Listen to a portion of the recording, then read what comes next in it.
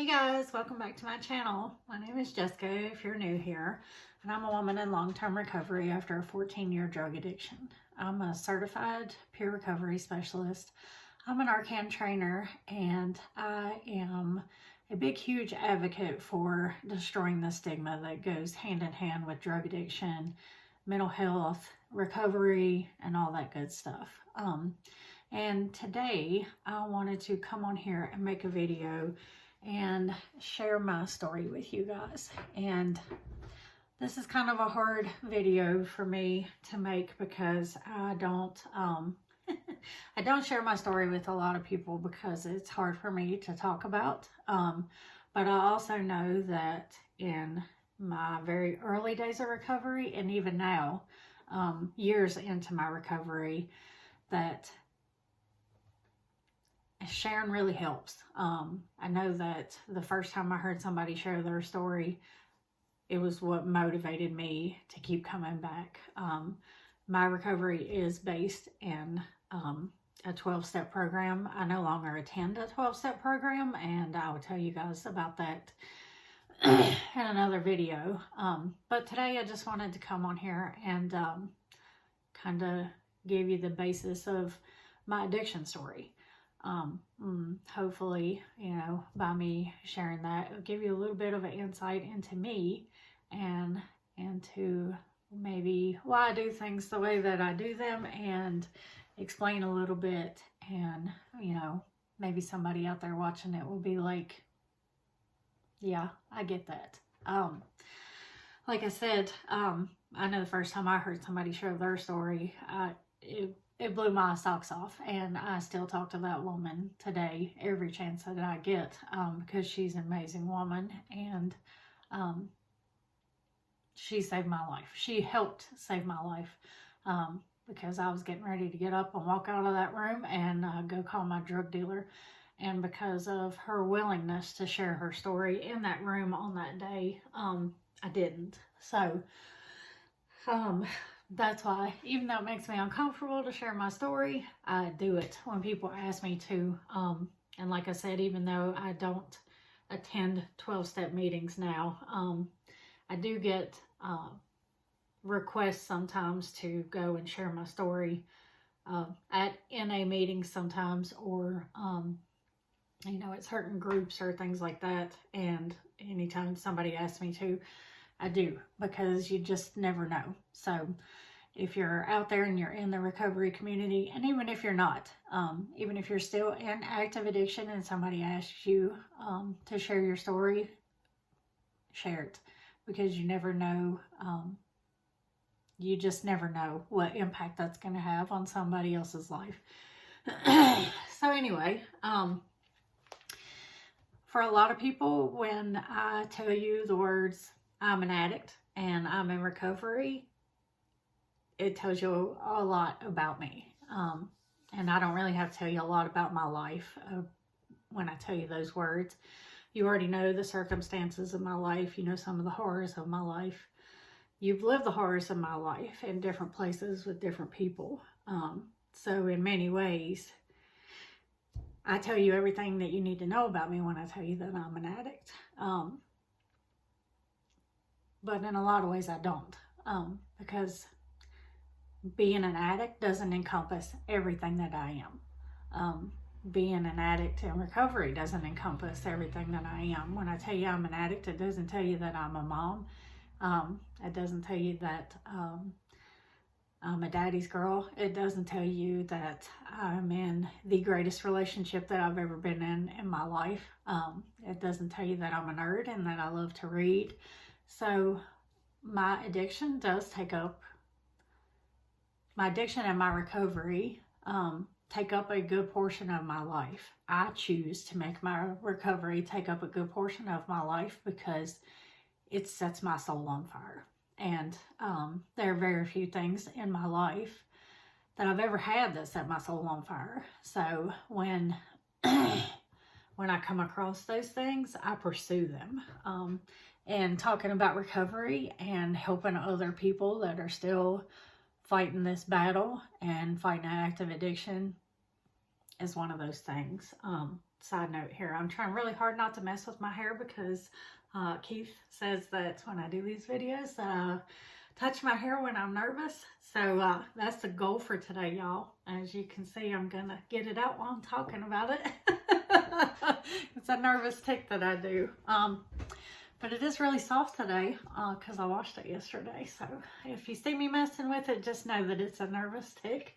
And I'm sorry, babe. I'm probably gonna lose that bet with you, and I'm gonna mess with it a lot.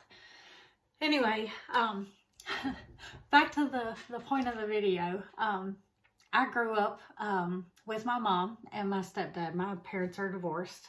So most of the time, just as a side note, when you hear me talk about my dad and my mom, my stepmom is my mom to me. She has stepped in at several points in my life and and been more of a mother to me than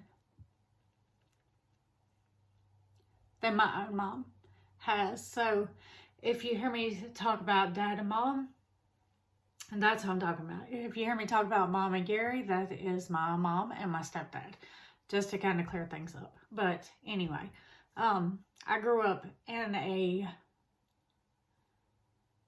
home with my mom and my stepdad, and there was a lot of alcoholism and addiction going on. Now, you know, that I'm older and that I look back at it. Sorry. I forget sometimes that I'm on camera and then I have to stay in camera. Or, you know what I mean. Anyway, so the home that I grew up in was abusive. And there was alcoholism, there was addiction. And they were the norm rather than the exception. And I had an older brother there with me.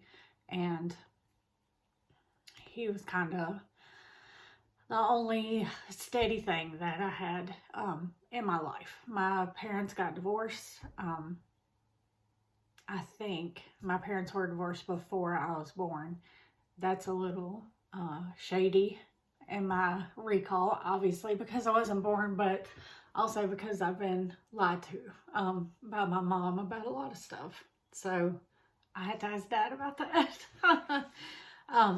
Anyway, when I was really young, my mom remarried, and my stepdad really wanted my mom, and he really did not want children at all. And my mom already had my older brother and me.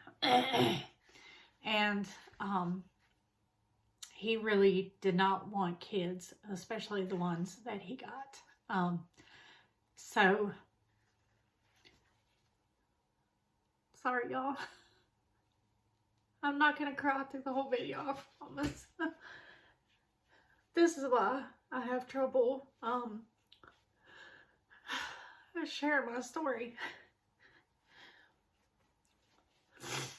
But this is also why I get so mad when I hear people say that addicts are just junkies.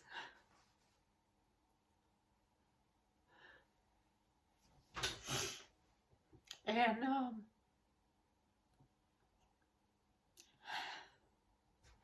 when people don't want to help, or when people, you know, post a video on the internet about people overdosing and just walking by, that's why I get so upset about it, because I know that behind that addiction, I know what's laying there.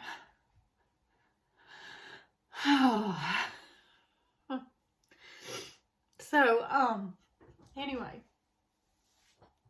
that environment that I grew up in, I gotta do it, y'all. I'm sorry. Don't do this at home, kids. If you're watching, smoking is bad. Dad, I know you're laughing. I know you're laughing, but I gotta vape, or I'm gonna keep crying. So just hang on. Don't smoke, kids. It's bad for you. And obviously, don't do drugs.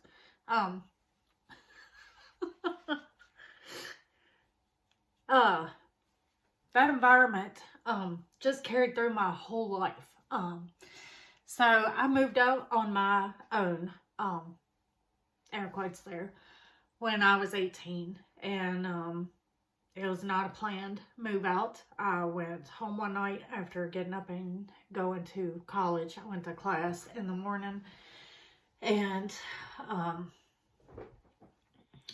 then I went to my work and worked all afternoon. And when I got home, my mom was drunk. And my stepdad, by the grace of God, was in bed. So I didn't have to deal with him that night, but my stepmama and I got in a fight. So I moved out. And when I moved out, I may not be able to do this video, y'all.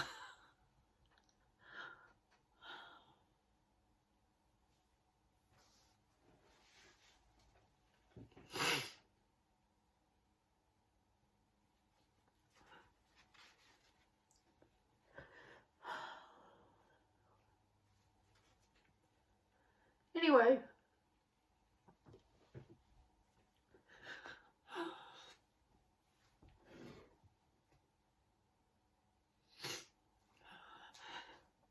I moved out, and my older brother was still living in the state of Virginia.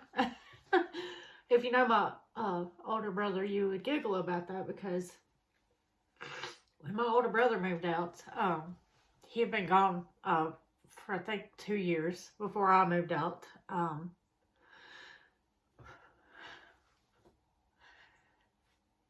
And he went everywhere. He joined a magazine crew, and he traveled, so he's been a lot more places than I have. But the night that I left, he was home in Virginia, and I could get to him. So I went and I stayed with him for a little while. I didn't stay there permanently. I did spend a little bit of time being homeless, and then I slept on some other people's couches. Shortly after that, I became a mom at 19. I became a 3-time convicted felon at 22. I became an addict at 23. And I stopped using drugs when I was 37.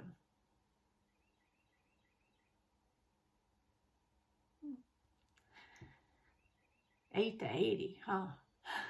Have I ever heard that expression? Or I guess 0 to 60 would be better. And you know, I became a, sometimes when I tell my story, people laugh and they say, you became a felon before you became a drug addict? And I'm like, yeah, I did. I never, by the grace of God, all during my active addiction, I've never been arrested for any drug-related felonies. And I say by the grace of God, because that is the only thing that it could be. I never had to go through the cycle that so many other addicts go through. They're getting arrested and being in and out of jails and institutions and getting released and having nothing, you know, and going through all that. I never went through all that. But I did go through 14 years of a very active, very hellacious drug addiction.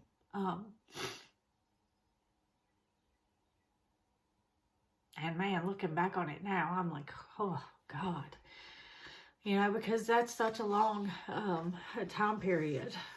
And it is a long time period. During that time of my active addiction,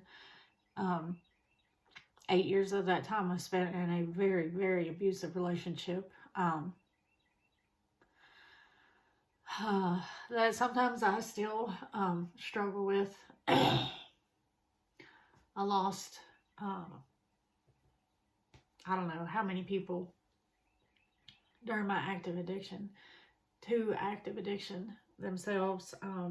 I've lost friends. I've lost, I don't know how many possessions. I've, stolen. I've lied.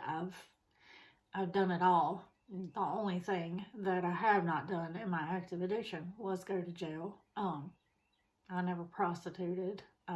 But just, I say that because the only reason that I didn't have to do those things is because I was such a good manipulator that I just manipulated my situation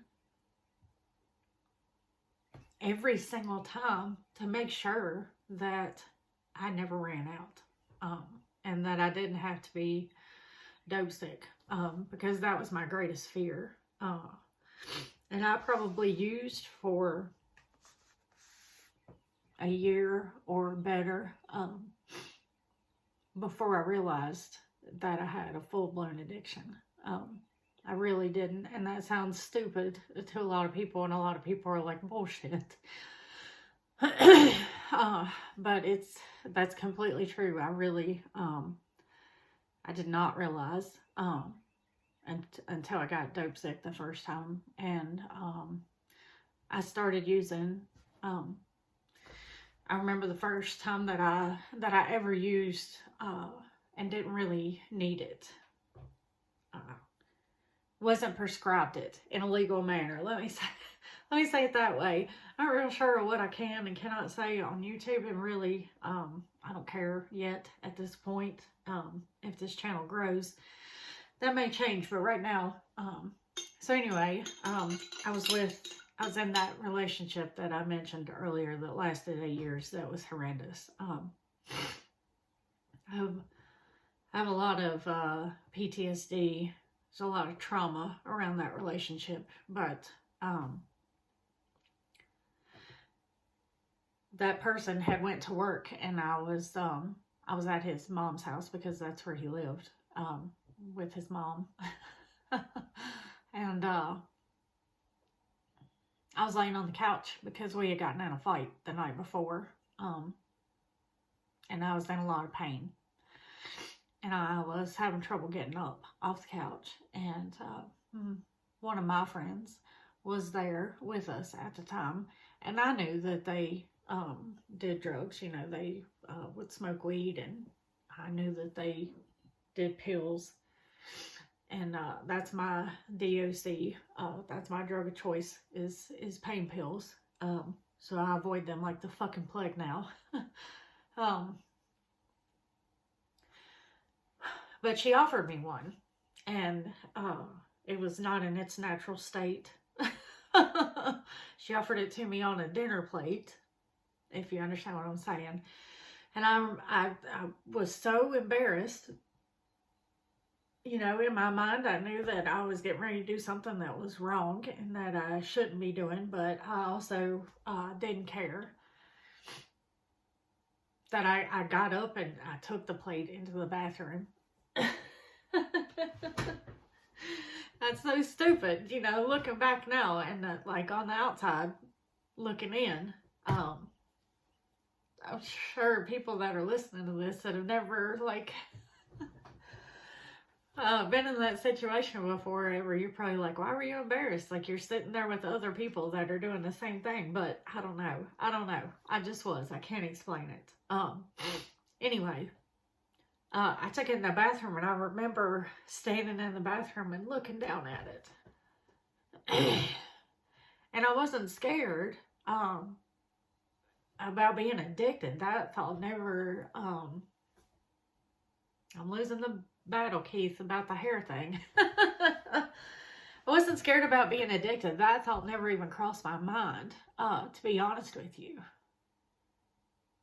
I never thought about addiction. I never thought, you might not want to do this because, addiction runs in your family. At that time, I didn't even know that addiction could run in someone's family. Like it was, genetic. I had no idea anything like that. I just remember thinking that I just like gave them a hard time a couple weeks ago, you know, about not just taking it like you were supposed to. And I leaned down and did it. Of course, obviously, otherwise I wouldn't be making this fucking video today. But yeah, I leaned down and did it, and it, you know, started myself down this path that I didn't realize that I was gonna go on. And you know, I listened to a lot of NA speaker tapes on YouTube.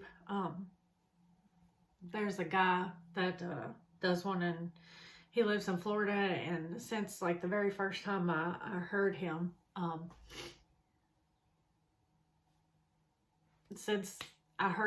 was probably 2 days sober, going through horrible withdrawals. And since then, I like have talked to him in person. He's an amazing guy. If you do a 12-step program, if you're new to recovery, if you're just having a shit day, and you want to hear a great speaker, look him up. His name is Chuck. You just got to look for NA. I'll try to link it down below if I can figure out how to do that. But anyway, yeah, I was like 2 days sober. I was going through horrible withdrawals. I go through opiate withdrawals like I'm going through fucking heroin withdrawals. I guess because the amount that I was doing. Anyway, that's neither here nor there. And I remember him saying that addicts will always remember, you know, a couple days in their lives. We'll remember the first day that we used and the last day that we used. And I remember a couple more days, but that's another, we'll talk about that another day. But man, I remember that day. I remember the first day that I used and how I felt. And some days I wish that I could forget that. And I struggle with memory loss. And I know that part of it is because my brain just needs to heal from everything that I have done to it. And part of it is just what I have done to it. You know, and I hate when I say, oh, I have memory loss, and people are like, oh gosh, yeah, I can't remember that either. And I'm like, no. Like I have fucking memory loss, and it aggravates me because I used to be able to fucking remember everything. I can remember everything. And now I have to carry around books all the time. Like books all the time of all this stuff that I have to write down because I can't remember it. Which, you know, I'm a nerd, so I like carrying around all these books and stuff. Sorry, I was reading that email. Sorry. Oh, crap. See? And now I just forgot where I was going with that. But anyway, oh, I wish I could forget that day because some days, it was more so at the beginning of my recovery and less so now, but some days remembering that very first day that I used can be very triggering. Very triggering. So I tried not to make myself recall that because I can remember how I felt. And the very first time that I used, I remember the sun coming in the window. I remember the dust floating, you know, in the sunbeam. And I remember how all of a sudden, I didn't give a fuck that my boyfriend had just kicked my ass the night before. And I didn't care about the fact that my favorite brother lived right across the street and I couldn't see him. And I didn't care about anything. So sometimes I don't want to remember that.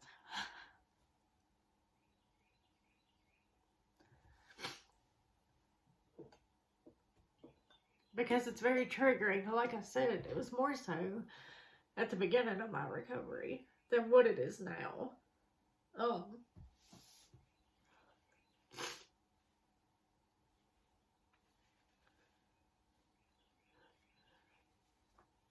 Now I have a little more time under my belt, and it's a lot easier for me. I don't get triggered as easily. Not saying that I don't ever get triggered, because I don't get cocky like that. Um, I don't say, oh, I don't ever get triggered, because that's one thing that recovery will teach you, is to be humble. uh, be humble. Because don't ever think that you got it. Because recovery is a slippery slope. And I have watched people that have 20 plus years relapse. And, you just don't fuck around with it. So, I really was going to try to make this a shorter video, but it's not going to be. Anyway, I remember a lot of stuff about my addiction. For the most part, after those 8 years, after I got out of that relationship, not saying that every relationship I've ever been in was horrible, but the one that I'm in now beats them all. Keith is amazing. He knows that I'm in recovery. He knows that some days, I just can't.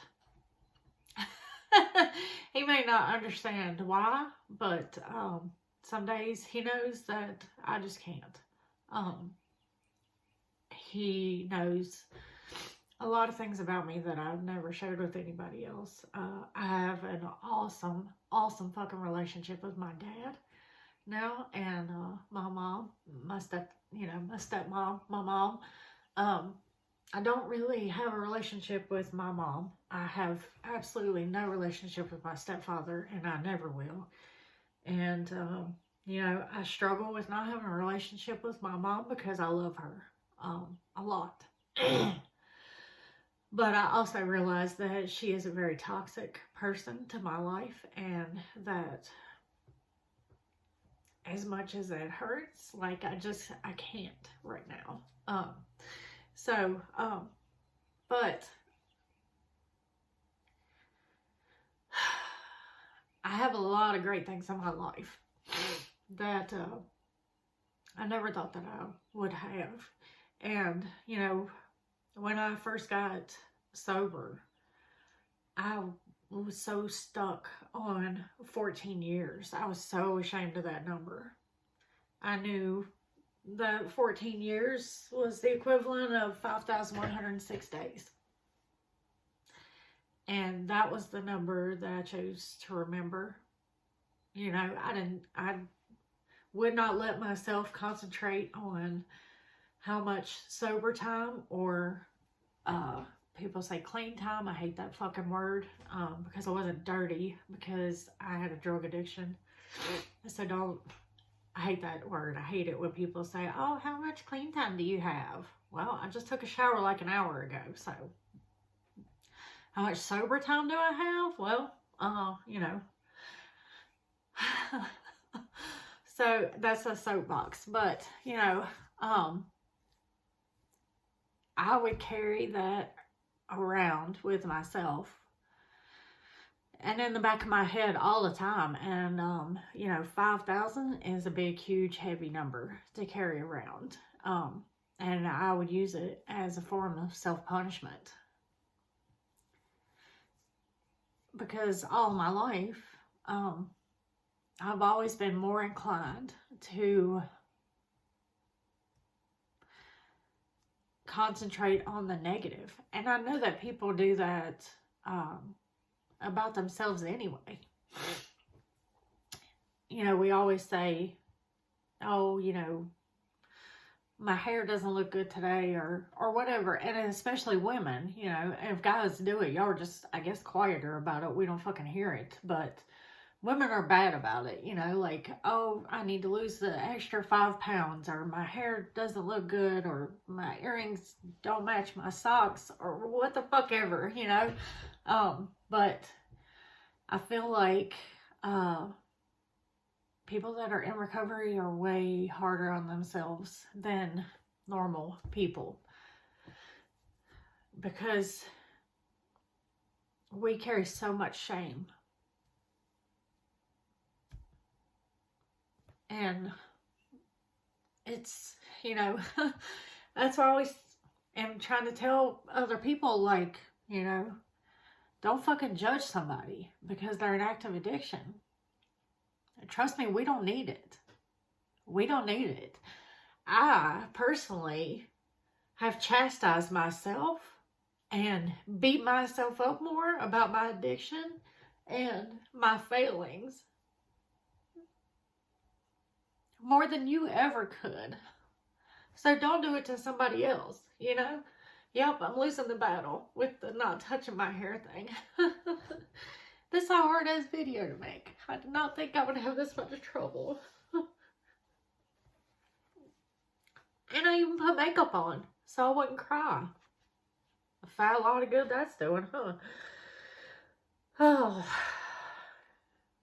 If y'all made it this far in this video, I wish I could give you a friggin' cookie. Anyway.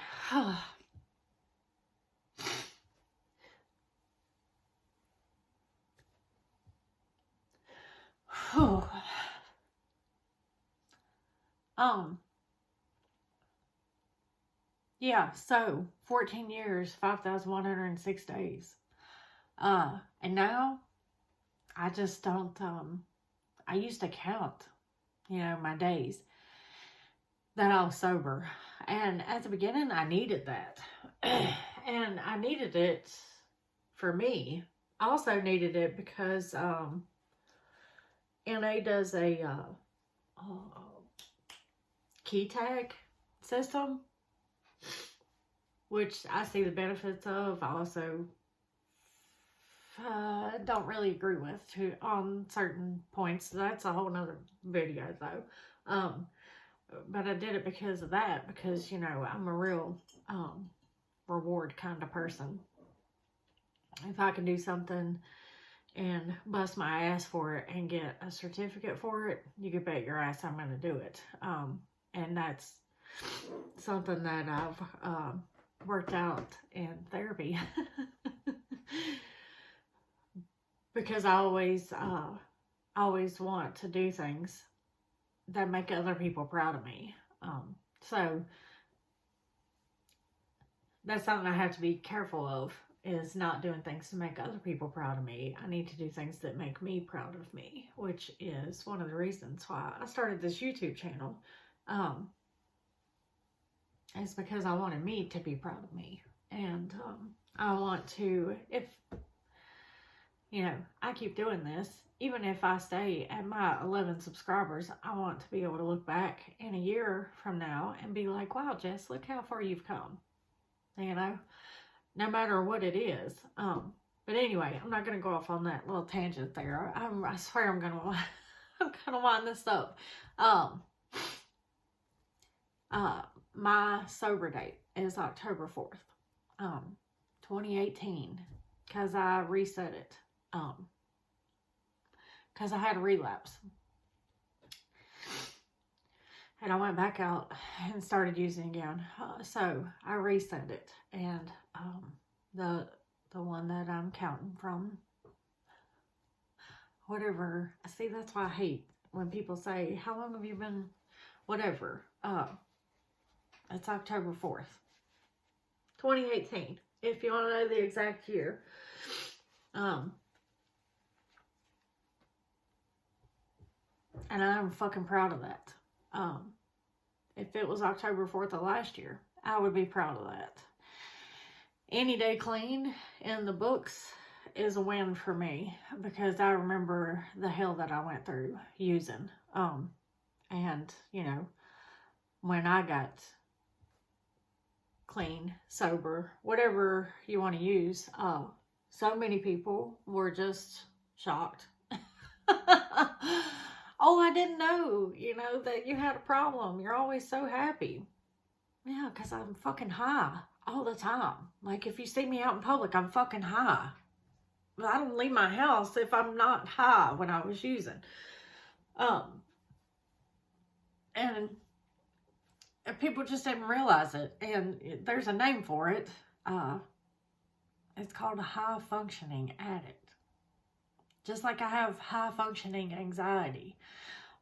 Blah, blah, blah, blah. People make a fucking name for everything. You know what that means? In layman's terms, that means that I can do copious amounts of fucking drugs and go out and be presentable member of society. That's all that friggin' means. That's it. Sorry, something popped up on my computer screen. That's all that means. High functioning addict. Like it's a fucking accomplishment. I'm not proud of that. I wish that people could have seen. You know who saw? Who called me out on it? My daughter. And when I told my boss at the time that I was using that, I needed to take a week off because I, in my fucked up brain, was like, I'll take a week off and get through withdrawal and I'll be fine.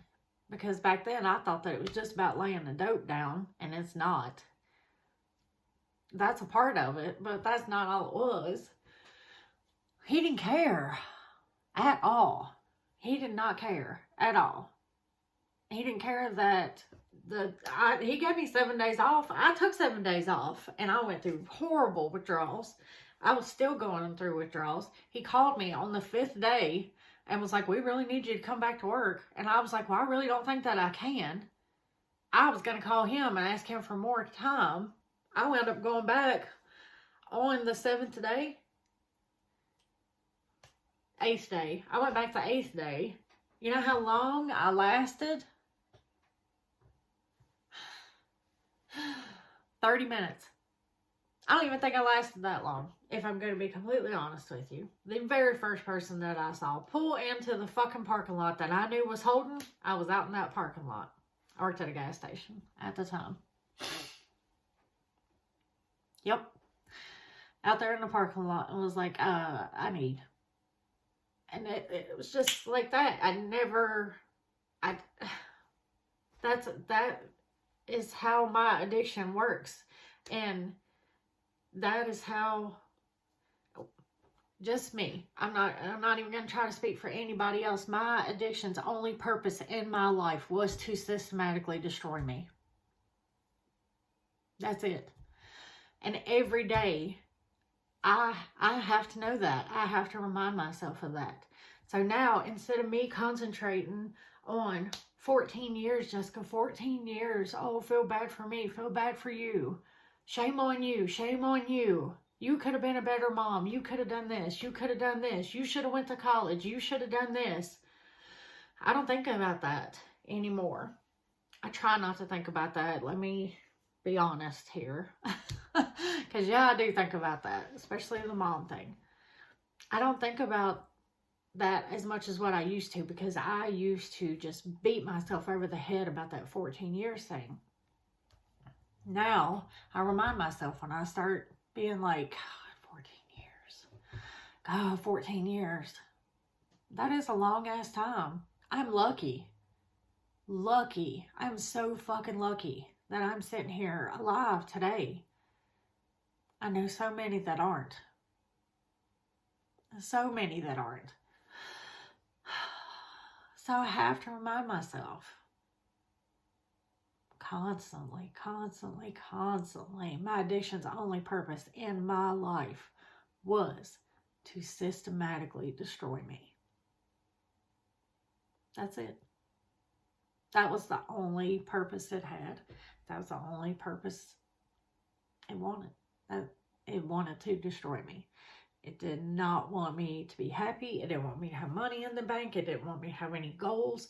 It didn't want me to grow in any way, shape, or form. It didn't want me to have anything but it. That's it.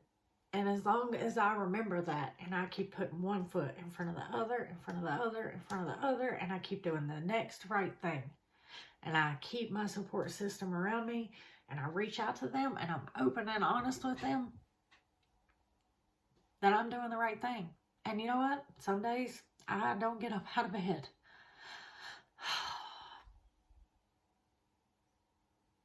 Those days are getting better than what they used to be. I take antidepressants. even though there are people that tell me I'm not sober because I take antidepressants. And those people can kiss my ass. I do what I'm supposed to do. I go to counseling. I give back to my recovery community. I support other people in my recovery community. I don't judge other people in the recovery community. I do what is right for me. And yeah, I came to recovery through the rooms of NA. I think that program saved my life. I do. Even though I don't go to it now. I don't go to it now because of things that happened. But NA did start me on this journey. And it started me on a journey that I never would have imagined for myself. I never would have imagined that I would be a certified peer. I never would imagine that I would ever be certified to be able to walk into a business, a hospital, anywhere. I can go anywhere in the state of Virginia and teach a group of people how to administer Narcan and reverse an overdose. Me, a 3-time convicted felon, a 14-year opiate user. Me, I can do that. I got all the paperwork to prove it. Me, I can do that. I have a 21-year-old daughter who is kicking life's ass. I have the best relationship with my mom and dad. It blows my fucking mind. I have the best man in the world. I have all these amazing things in my life. And I got it all because I finally got sick and tired of being sick and tired after those 14 years. And I made a choice one day after doing some crazy shit. And I'll never do that. You know, everybody's got those. I'll never do that. And your addiction, when those start turning into, all right, I've already done that. All right, I had one of those moments. At the very end of my addiction, I had one of those moments. And it scared me so bad. And I was so disappointed in myself. And I was like, okay, this is your crossroads. And for whatever reason, by the grace of God, I chose the right road. I chose me for once in my life. I chose me. And I started going to NA. I didn't last very long in NA. But this mouth of mine gets me in trouble a lot of times. And I sometimes don't do well in group settings. It is what it is, you know. I don't, like I said, if you guys want a video about my experience in NA, I'm going to make it. You'll see it soon. I'll try to film it next and maybe put it up by Friday. This video is going on 43 minutes long, so I'm going to try to wrap it up. But to kind of wrap it up, I had to go to NA because, like I said, I chose me. It was a choice that needed to be made. It was a choice that, honestly, I had never done my entire life. I had never really made a big choice like that. And at that point, it was a life or death choice. And I had never made a choice that was like, okay, Jessica, I choose me. And I did. And I chose me. NA was the only thing that I knew. You know, because it's a very publicized recovery pathway, and it's free. So I'm all for it. Like I love NA. I do. Personally, it's not for me. Now, at this point in my life, it is not for me. And that's fine. I love NA because of what it did for me, and it has saved several people in my life. They are here today because of NA, and for that, I'm forever grateful. I think the step work is great. Blah, blah, blah. Like I said, I'll record a NA video so you guys will know, understand what I'm saying of. Everybody has a different recovery pathway.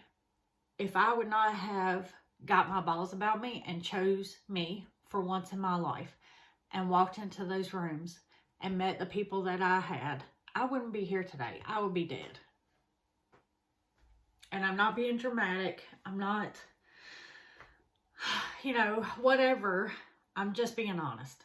I would be dead. I would not be here today if I had not, for once in my life, got sick and tired of being sick and tired and said, okay, kid, like, just do it for you, just this once. So I did. I walked in there. And, you know, did I go in there a couple times and was high? Yeah, I did. You know, and I'm sorry for that, because looking back now, I know how triggering that was to people that were in there, you know, that had a little bit more time than me. So I'm sorry about that. Did I walk in there a couple times and, you know, be going through it? I was like going through withdrawal or whatever, and be thinking in my mind, fuck it, I want to get up and walk out of here. Yeah. But I didn't. My recovery is mine. And that's what everybody has to do. You have to make your recovery yours. You make everything in your life yours. Make your recovery yours. You just, you know, you got to do it. I did not mean for this damn video to be 45 minutes long, 46. By the time I get done running my mouth, it's probably going to be longer than that. So, I'm really going to wind this up for now. I'm going to try to watch it over real quick and see if I forgot anything that I feel is really important. But for now, stay safe, stay alive, test your supplies, do not use alone. And remember, when you are ready for help, reach out, because we do recover. Have a good day, my beautiful people.